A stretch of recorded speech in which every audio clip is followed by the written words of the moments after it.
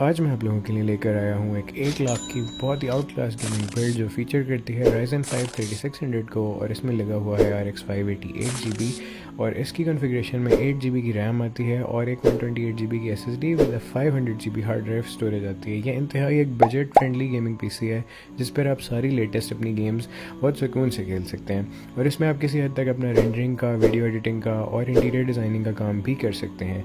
इसकी gaming performance कुछ ऐसी है।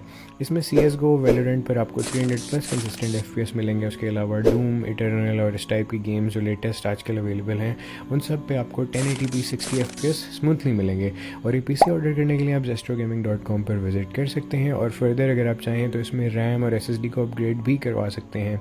सिंस ये हमारा 100,000 के फिगर का पीसी था, इसमें आप रैम 16 GB और SSD 500 GB पर अपग्रेड करवा सकते हैं with in only increase of 15,000 rupees. See you next time. अस्सलाम वालेकुम।